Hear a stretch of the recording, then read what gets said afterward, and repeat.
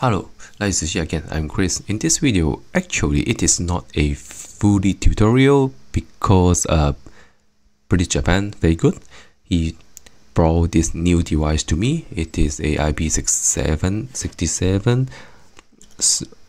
IO module that supports slave, and the release date actually is in last year 2022, but for some release time problem, you know, right? This module is arrived in Japan in June of this year. But anyway, I will introduce what is this device, but also I will just share some knowledge of Profinet that I know. And I think after 1 week or something, I will upload more tutorial that how to configure this module and how to connect it to a safety PLC. Okay, by the way, let's start. So for this device, there's some highlight point, but don't worry, I will explain some important features or important concept of Profinet also that is related to this highlight point. The first thing, it is IP67. It can operate from minus 30 degrees to plus 70 degrees. It supports Profinet v.6 and also Profinet Safe with the Profinet profile. This module is classy performance. It supports RT and IRT. You have web server function to let you to dynamic the status and to make the conversions. And by default conversions is with 12 FS. It means fail-safe input, and 2 of 2 posts FS. It means fail-safe outputs. So it also can be configured hybrid I/O ports. It means that some ports you can configure it as safety input or safety output. Finally, this module supports the memory card. So it means that you can back up all your configurations, and if you have some unlucky that your device is broken, you buy a new one, then you can just put the memory card inside. And then you can get the all information, you can get the correction same before that. Yeah. So before I told you more detail about this module, let's say something about Profinet. The first thing is in the last slide, the highlight point is I tell that this device support RT and IRT. So what is RT and IRT? And for English, RT is mean real time, and IRT is mean isochronous real time.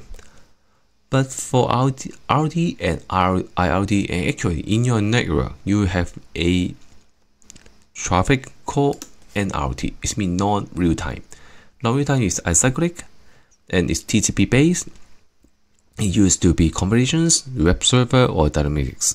It means, for example, you use Siemens, you use TI Portal, right? You use this software to configure, to program, to configure it, and then finally you need to download your project to the maybe S7 1500 or 1200. And this time it is the conversions, the protocol using in here, and you mean not protocol, the data transfer using here is NRT. And also maybe you access the web server of any Profinet device to see the status inside. That times the web server functions. You may need to get some dynamic informations from the modules also. So here all this stuff is non-real time. After that, Profinet provide a RT real-time communication for us. It is cyclic. It will skip TCP/IP. It means you only have the layer 1 and layer 2, and it can apply in the standard real-time I/O applications. But for example, if using motion or time-based applications, for example, timing sensor or something, real-time is not enough for you, then Profinet provide a IRT for you. IRT, as I said, isochronous real-time communications. It's also cyclic communications, but it's more high-speed transfer. It'll be fixed cycles. So here is the images about the NRT, RT, and IRT. SoC NRT and IRT is they are using the same road. You can imagine it is a road, you're traveling the car, you're driving a car, and IRT is, you can imagine the highway. No other package or no other cars can can be used the same channel. You have your own channel to transfer the IoT package. So it is the concept or the main keywords why IRT can be high speed transfer. And after that, also mentioned that this Pilz module support class B performance. So what's class ABC? Actually, you can imagine class ABC is a key to show the end user or show us a roughly specifications of what is the performance of this device. So in here I have a table, and here is a class ABC. In this side there is some items for class ABC. For example, there's a real-time data cycle time down to 1 millisecond. You have alarms and diagnostic functions. It supports network topologies, and it supports the SNMP functions, and it supports the high-speed data transfer with the data cycle time down to 31.25 milliseconds. Okay, for the class A device, it will only support the first 3 items. It means it can have real-time data communications at down to 1 millisecond. You have the alarms and dynamic functions, and you also support the network topologies.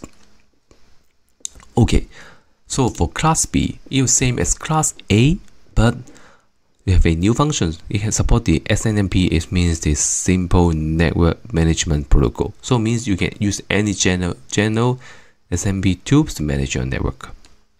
So for the class C, it will cover all class A and class B's features, but you have the high-speed data transmission cycle time down to 31.25 milliseconds. It means it's very great for the motion applications or time-based applications. Okay, after that I give you some outlook of the system of these modules. You have 4 type of areas. The first one is the I/O areas. In here you see them using M12 connectors. Then you no need to wiring to the terminal anymore. You just use plug and play to connect from your safety sensor or actuator to the modules. And this part, in the middle one, it is the device area. For this area, it's something that is for the device itself. So as here, and for example, here is the reset button, and here is the port for you to install the memory card, and here is some LED to show the status of your device. For example, here is the WRM. It means the power, and here X2122. It is the Ethernet port, and DIAG is any inspection or any error, any information that is happened inside the device, something. Okay, and the first part is the field bus area. It's just an Ethernet port. Then you need Profinet. You need Ethernet cable, right? And finally, here is the power area. It means it is for the power supply for 24V to this module. Okay, now we need to you can see a bit deep to the modules, and here is the port. For X135, you can configure the port as FDI or SDO. You mean to configure is the safety input or standard output. And for left side, as I mentioned to you that this module have the hybrid ports, right? It means that for X246, you can configure the port as safety input, safety output, or standard output. Finally, for the port 7 and 8, you cannot configure it. It will be a safety output port. Okay, so if you buy parts from Pilz or any company, so at least what parts you need. For example, you need a M12 connectors, you need a memory card. It will be very great options for you. And if you want to back up your configurations, at least you need a M12 RJ45 cable to configure your network to connect to the F host. You need a power cable it's a 5-pin M12 female connectors. Actually, not this spot. Sorry, it's not this spot. It's this spot. Because you need the power supply, right? Okay, so what kind of tools do you need to play with it?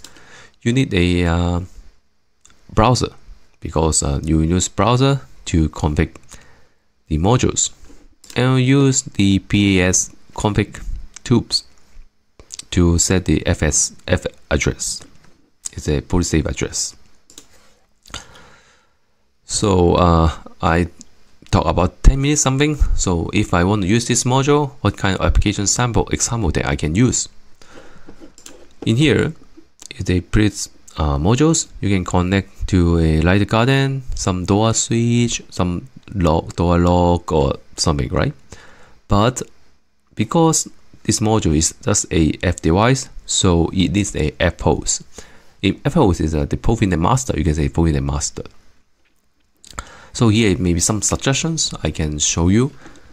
You can use Siemens with DI Portal to create your safety project, and then to download the project to the S7 and 1200F or 1500F, the safety PLC, and then to execute the safe communications between your PLC to the previous device.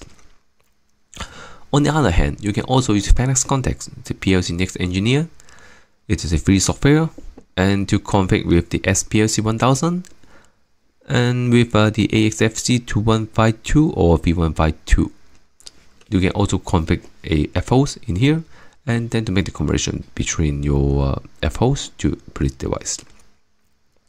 Here is some tips I would like to tell you, that if you would like to configure a safety project in Siemens, you need to make sure that you have the license, you have the FTIA safety license, because this the external license is not included in the Step 7 professional.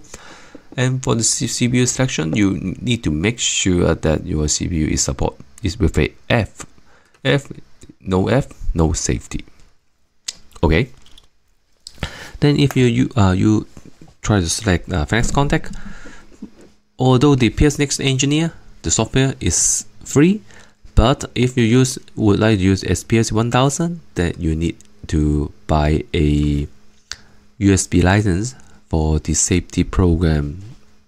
The program editor, you can buy it from Phoenix Contact or some company, any company.